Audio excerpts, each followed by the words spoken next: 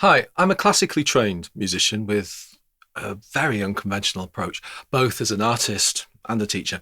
In the past, I've studied with notable teachers and won lots of awards, but I just don't fit the mold of a typical classical concert pianist. And that's for lots of reasons. I play repertoire, classical repertoire by the great composers with an unusually natural manner. And I always like to have a really strong feeling of groove, and that's not typical. I use modern technology, um, and I also do unplanned improvisations, and that's also not the norm for a typical classical pianist in the 21st century. As a teacher, I champion real fluency in the language of music.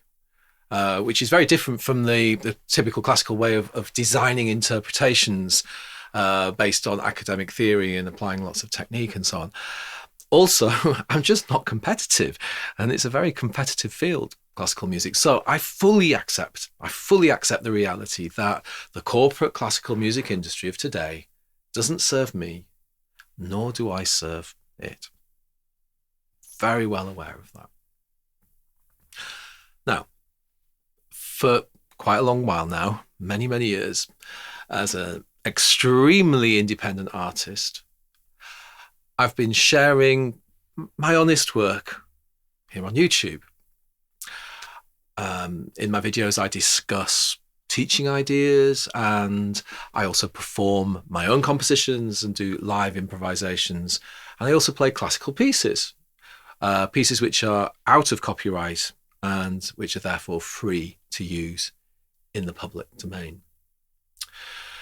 I do all of this simply to serve the music and any viewers who might happen to enjoy my approach.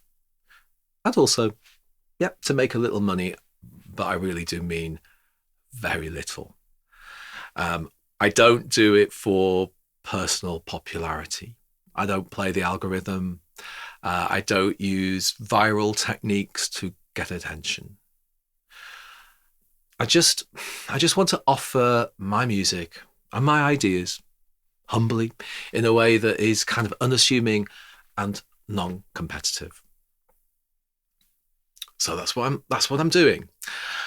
And sadly, I've encountered something quite unpleasant quite a few times when I've included a piece of classical repertoire in my videos on YouTube.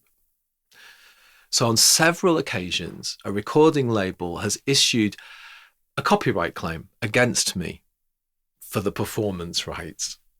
Now, these claims are utterly absurd, as I'm obviously sitting at the piano creating the performances, my performances, in real time, live. Furthermore, the recorded performances that these labels claim to be the ones in my videos, I mean, presumably they must believe me to be an incredible finger sinker. Maybe I should be flattered. So these performances that they think are the ones in my videos, these performances do not sound anything like mine. So the fact that they're making a stupid mistake is, of course, therefore, unambiguously and obviously absolutely true. And so I've always disputed these claims, these copyright claims, these ridiculous copyright claims, completely confident that the labels would realize their error when pointed out to them and release their claim.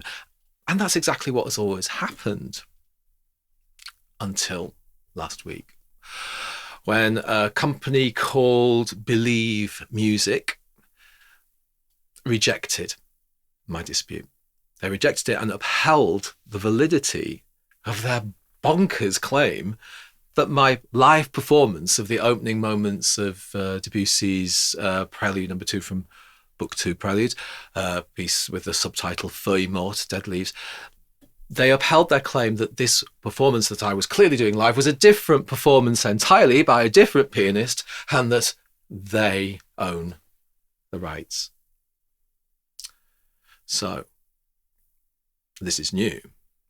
This time, it's a bit more than an irksome inconvenience of having to wait for the copyright claim to be released after I've disputed it. I mean, if Believe Music wanted to, they could then go on to issue YouTube with a takedown request, and YouTube would then delete my video and issue a strike against my channel. So to prevent this, I took the video down as a preemptive measure. The video in question, which I released very recently, just on Halloween, 31st of October, was discussing and showcasing some examples of dark, scary classical piano music. Well, that video bombed anyway. Clearly, the YouTube's algorithm deemed it completely irrelevant for whatever reason. So the potential loss, or dare I say theft, of income is not really an issue in this instance, but the principle at stake here has serious implications for how confidently I can feel continuing to play classical music in my videos.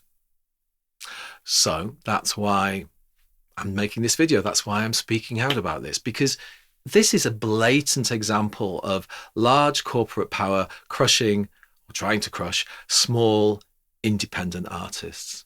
And quite frankly, it's just wrong.